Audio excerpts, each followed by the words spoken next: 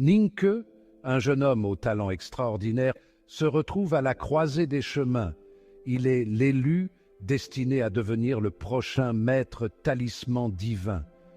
Ce rôle sacré confère un pouvoir immense et le destin du monde repose sur ses épaules. Mais Ninke n'est pas animé par l'ambition ni par la soif de pouvoir. C'est un héros malgré lui, accablé par les attentes placées en lui. Ninke aspire à une vie plus simple, faite d'amour, d'amitié et de quête de savoir. Le poids du monde, le sort de l'humanité, lui semble trop lourd à porter. Il est aux prises avec l'énormité de la tâche qui l'attend, doutant de sa propre valeur. Est-il vraiment capable d'accomplir ce destin? Peut-il sacrifier ses propres désirs pour le bien commun? La lutte intérieure de Ninke est palpable. Il est partagé entre son désir d'une vie normale et l'appel indéniable du devoir. La responsabilité de devenir le maître talisman divin pèse lourdement sur son cœur, jetant une ombre sur ses rêves et ses aspirations. Le voyage de Ninke n'est pas celui d'une acceptation aveugle. Il remet en question son destin, luttant contre les attentes placées en lui. Il cherche des réponses, espérant trouver un moyen de concilier ses propres désirs avec les exigences de son destin. C'est un héros défini par ses doutes, son humanité transparaissant à travers les fissures de sa situation extraordinaire.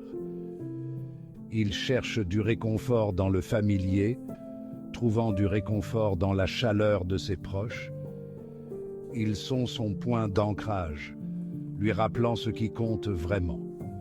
Pourtant, il sait qu'il ne peut pas échapper à son destin. Le sort du monde est intimement lié au sien, et il doit trouver un moyen d'y faire face. Le poids de la responsabilité est un lourd fardeau à porter, surtout pour quelqu'un d'aussi jeune. La lutte de Ninke, que témoigne de son humanité, de sa réticence à embrasser un chemin qui exige tant de lui.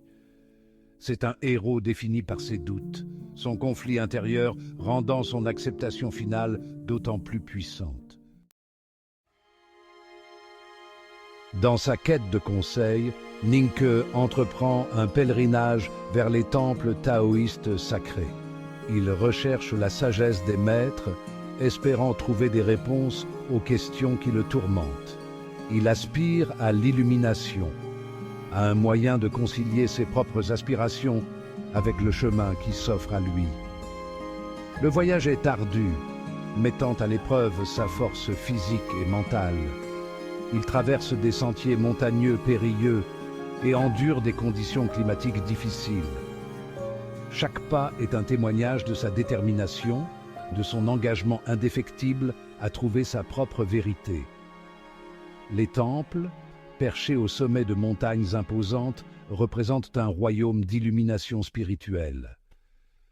Le voyage de Ninke vers ces lieux reculés reflète sa propre quête intérieure de compréhension. Il recherche la sagesse des maîtres, espérant trouver un moyen de naviguer dans les complexités de son destin. Section 4. Les conseils d'un moine. Trouver l'illumination intérieure. Dans les salles sacrées d'un temple isolé, Ninke rencontre un sage moine nommé Wang Yang. Leur conversation explore la nature de l'illumination, remettant en question les idées préconçues de Ninke.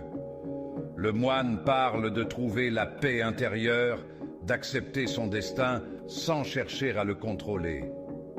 Les paroles de Wang Yang résonnent profondément en Ninke.